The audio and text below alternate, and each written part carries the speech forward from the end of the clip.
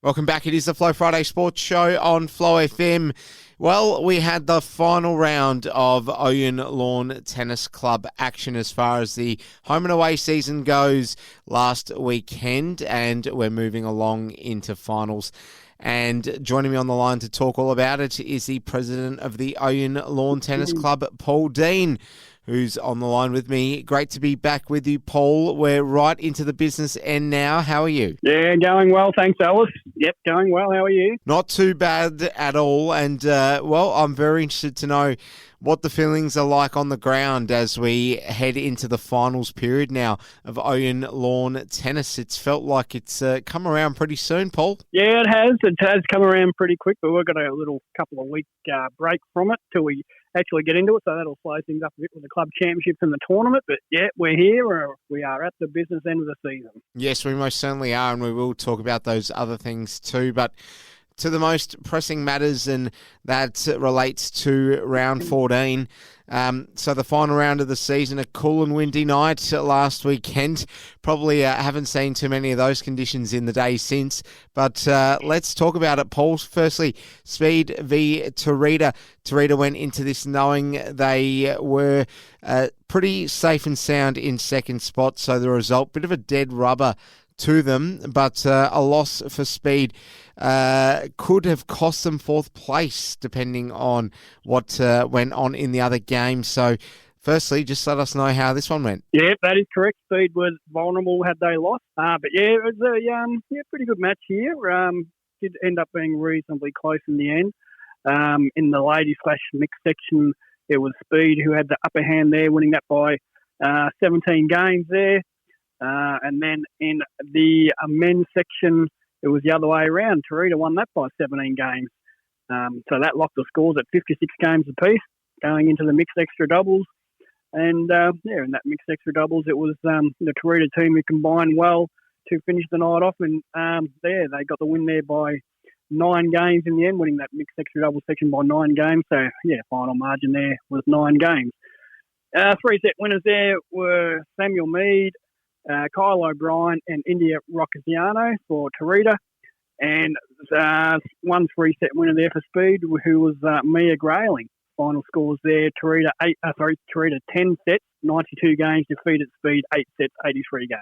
Well, the best part about round 14 was the fact that there were ongoing ramifications between both games, and in the other match, between Kiamal and Timburu. Same set of circumstances, one side being able to take the foot off the gas a little bit, and the other side having to move heaven and earth to get into the position that they want to be in.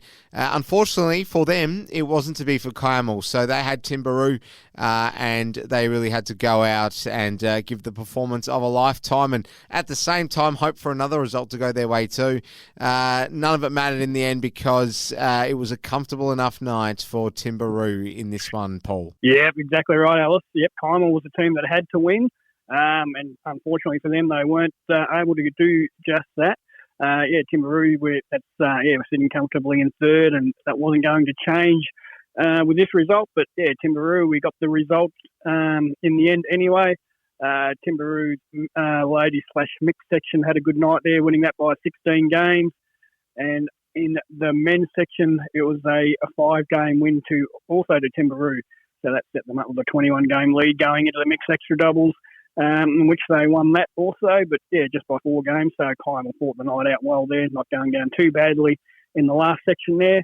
Final result there was a Timburu win by 25 games there. 3-set winners there were Matt Dale Hill, Ash Gillespie, Tanya Doyle, Lexi Munro and Chloe Brady, all playing for Timburu, while Nick Vine was a 3-set winner there for the Kiamal team. Final scores there: Timburu 12 sets, 100 games, defeated Kiamal 6 sets, 75 games. All right, well, let's just get a look at what this table now looks like. So over to you, Paul. The final standings for us as far as the 23-24 minor rounds go. Yeah, Colin finished the minor premiers. They had the bye last round, but they were well and clear on top, and that's where they stayed after round 14. So they're the minor premiers. Taurida sitting in second place. Timburu in third place. So Tarita will play Timburu in the second v third semi-final, and Speed is sitting in fourth place. So that means Colwyn will play Speed in the other semi-final.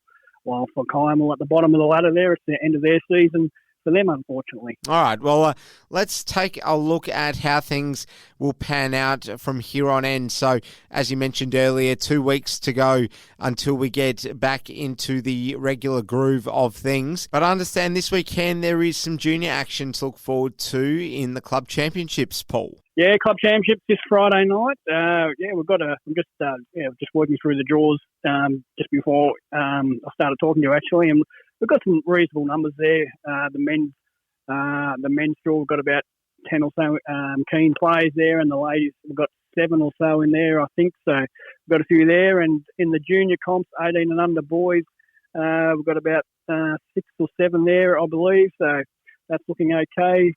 And and the ladies, the girls under 18, we've got 3 entries there, so they might just play play a round robin comp there.